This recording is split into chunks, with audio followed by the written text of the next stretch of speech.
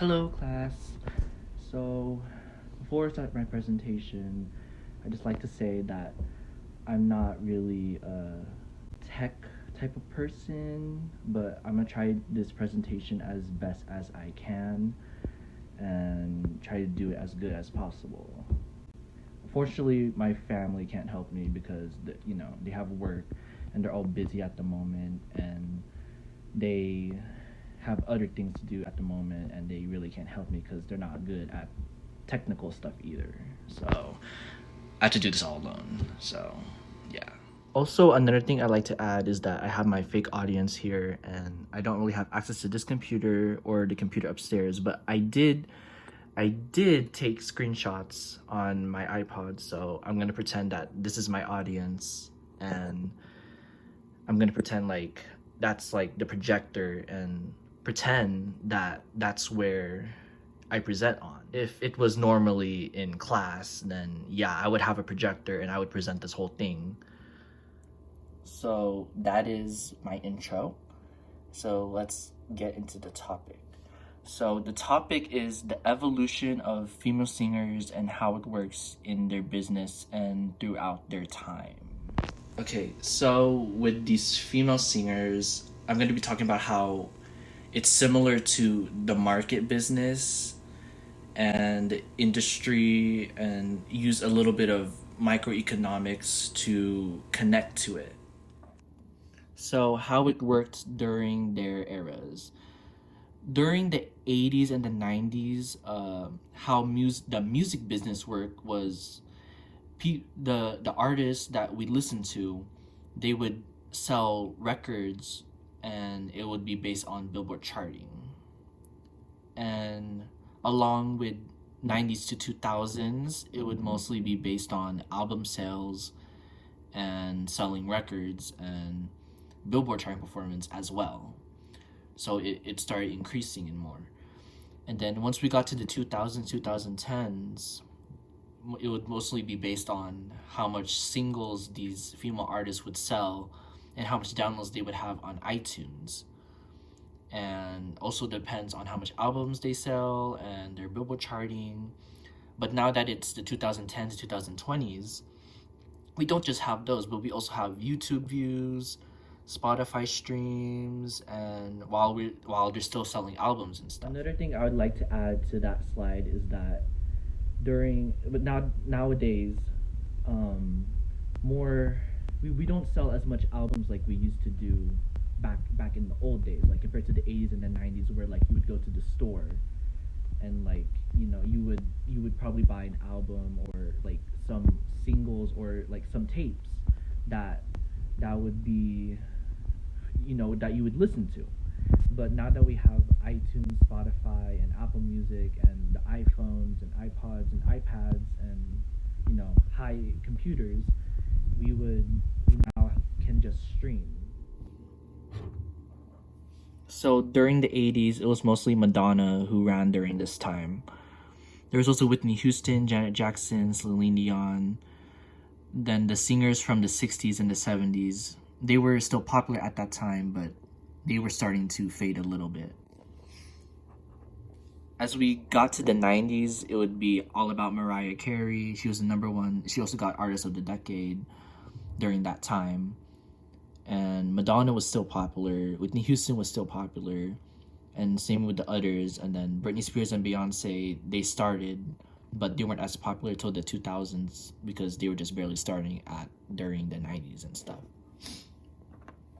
And as we got to the 2000s, there was many female singers are starting to debut more, meaning there's too much to keep track of at the time. So, and as I jotted down, during the early 2000s, it was all about Britney Spears. She was the number one most iconic during that time. There's also Beyonce, who's also very popular, along with her husband, Jay-Z. And then there's also Christina Aguilera, Pink, Avril Lavigne. Madonna and Mariah Carey, their generation was still popular, but they weren't the number one during that time. But they were still relevant and still passable.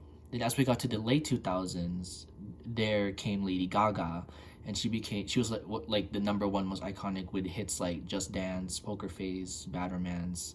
Then you also have Katy Perry, Rihanna, Taylor Swift, but they didn't outshine Gaga until the 2010s. And then of course Britney's era is still popular and same with Madonna and Mariah, but Madonna and Mariah's era are starting to fade away a little bit. As we go to the 2010s, many more female singers are starting to arise. I think during this point, now that United States, it's becoming more accepting of females and other rights. As you can see, many black singers are also arising and they are starting to emerge. So many singers are becoming popular, and we're getting all these different type of popular artists who come from different backgrounds and stuff. But for the 2010s, the most popular during the early 2010s was Taylor Swift, and as she won the award for Artist of the Decade for the 2010s decade. So, but then until we got to the late 2010s, Ariana Grande is basically the arise right now. She's the moment at this moment. She's like the most popular female singer at the current.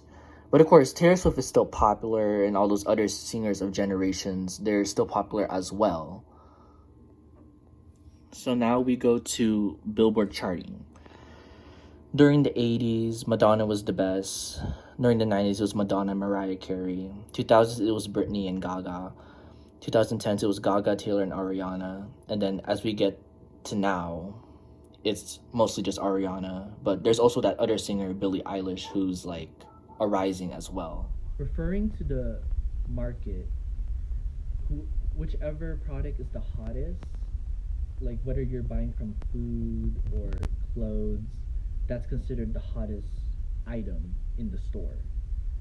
Same thing with Billboard charting. Whoever's the number one artist at the current moment, they are the hottest product for that market, even though it's not actually a market, but it's similar to the market because the music industry is just like a market business, but it's just a music business. Okay, album sales.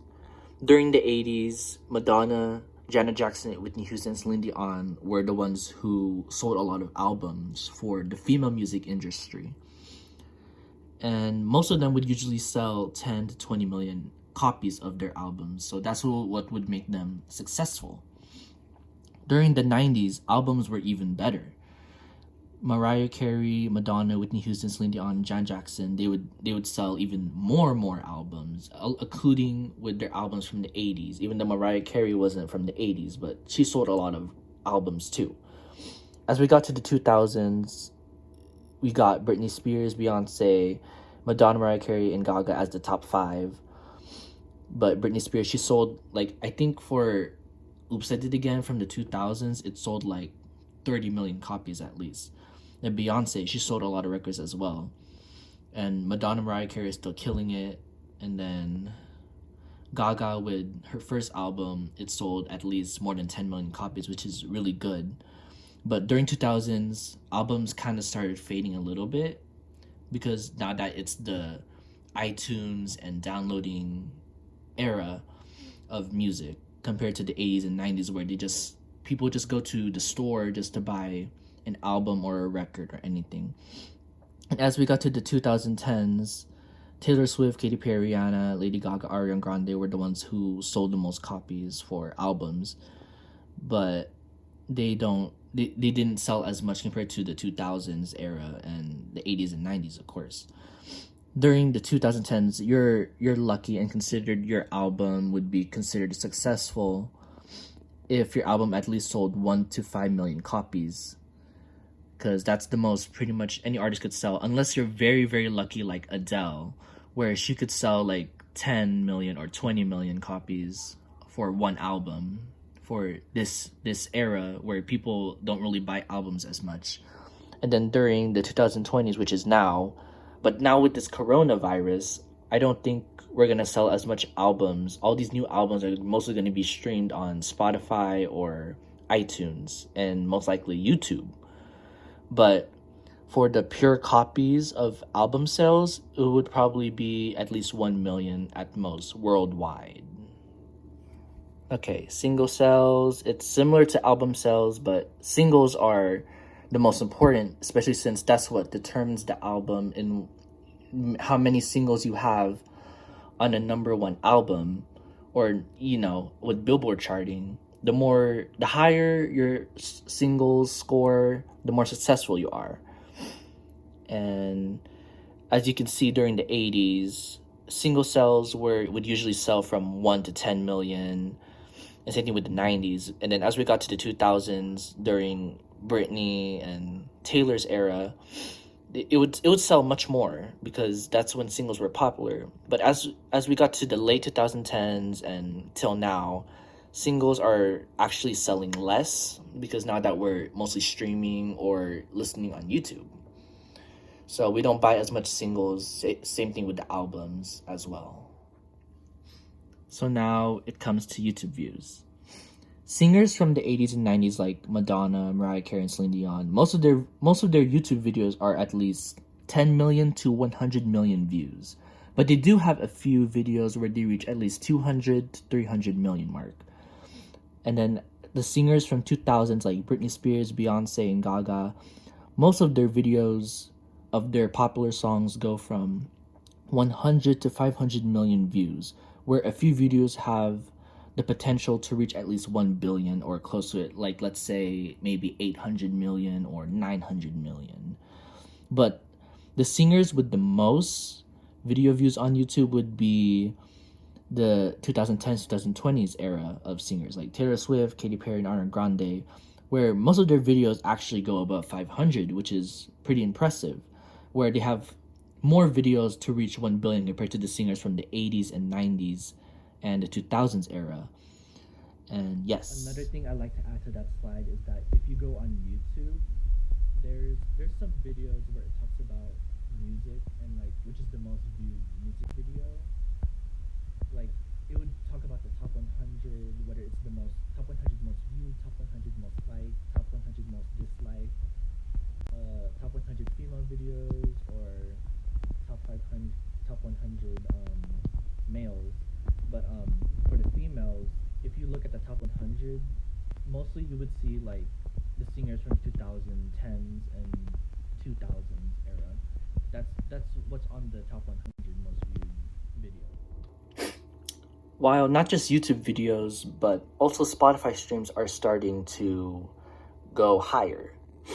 As we look to the singers from the 80s and the 90s, only their popular songs have the potential to reach at least 100 million. But I looked at the statistics for Spotify. I look at the singers from the 80s and 90s, where if I look at their old albums, the non-singles, meaning the songs that they don't play on the radio, or the songs that aren't hit singles, I see that a lot of them are at least 5 million streams or below. But if I look at their newer albums, for some reason, even though they're not as relevant as they used to be, but a lot of their non-singles, they can go to at least 10 million. While they don't sell as much on single sales or album sales, but their streams are pretty high compared to the old albums, which actually sold really good during the stores and when people used to buy albums and stuff. And as we look to the 2000s, which is, my generation, most of the popular songs and singles reach at least 200 to 300 million streams or above. And then some of the non-singles, they have potential to reach at least 20 million to 75 million, unlike the 80s and 90s where they do much lower. But the newer generation, although the discography isn't as large compared to the singers from the 2000s, 80s, and 90s, the new singers, they, not just their singles, but also their non-singles tend to actually reach 100 million or above, while their most popular songs, they have the potential to reach 1 billion and above. And not just talking about streams, who is the richest at the moment? As you can see, the Goddess Tire, which is Madonna and Mariah's generation, they are the richest out of the female singers because they've been around for at least 3 to 4 decades. While the queen tier would be like Beyonce, where she's like, she might not be worth as much as Madonna, Mariah. Maybe 10 years from now she'll be as rich as them, but she's like the second richest because she's been around for at least 20 plus years. And then we go to the princess tier, which is Gaga and Taylor, where they're super rich, but they're not the queen or goddess tier because they only been around for at least 10 plus years. But maybe another 10 to 20 years they'll reach that queen and goddess tier for sure. And then the peasant tier, which is the new singers, where they've been around for less than 10 years, they may not be as rich, even though Hollywood may say like, oh, they're rich and they spend a lot of money on this, and maybe they live in like a big mansion and stuff, but they're not as super rich. So reference to microeconomics, the more sales and views you have, the more money. Meaning referring back to the richest, whoever was the richest, Madonna, Mariah are at the top because they didn't just sell albums, a lot of albums and stuff, but they at least get a decent amount of streams and video views. While the new generation also does that too, but I think albums was like the best. That was the best era of music where if you sell like a pure album copy, then you earn a lot of money just for that. While streams, I think for streams and video views, you need to at least earn at least like 1 million to at least get like a few dollars or so. But for albums, if you sell at least one album, you get at least $20, or you sell $15 with that. So if you have like millions of albums times 10 or 20 million, then that's quite a lot of money. While Madonna and Mariah are not just selling albums. People still buy albums nowadays, but they just don't sell as much, but they do sell quite a lot. And while they're having their streams, they are also still earning money, even though they're not as relevant, but their money is still increasing because they are legends. And then the second reference to microeconomics is that sold out albums and records means more demand and supply. So like, if you sell, let's say Target, for example. Target, they sell albums and records, right? Of course, if we listen to someone popular like Taylor Swift or Beyonce, obviously a lot of people are gonna still buy their album, even though there's still the streaming era, but their albums still sell a lot because of how popular they are. But if you sell more albums and records, of course there's a limited supply and you have to get more eventually after it's done. So yes, the more customers, meaning us, who buy their music, we're gonna demand like, oh, like where's this album? I want to buy this album. Then we have to talk to the people who work at Target and be like, oh, we just ran out, so we're gonna have to get more copies of them and supply it later on. And then the third reference to microeconomics is that singers sacrifice their opportunity costs to do non-music stuff to be a successful musician. So yes, these singers, they are sacrificing their life and their work or their opportunity cost of their normal lives just to make music for their fans like me. And right now I'm actually doing an opportunity cost and a sacrifice of doing this presentation instead of listening to their music. But of course I'm supporting their music at the same time by talking about their music on this presentation. So it's pretty much, I sacrifice for them, they sacrifice for me. We all sacrifice for each other, just like how in the market business where, if you're working to earn money, you have to sacrifice what you're doing with your life, and that's how you do an opportunity cost and a sacrifice. Now that this presentation is done, I hope this presentation is able to upload to Canvas. I really wish that I could present this in class, but of course I'm very shy, and I have to work hard just to do this on my own. But if this video does upload to Canvas, I really hope the professor or any of the students give me feedback and some questions and other stuff. Another thing I'd like to add is I hope you all are safe and stay in quarantine. And I hope you all have a good day. And thank you for witnessing my presentation.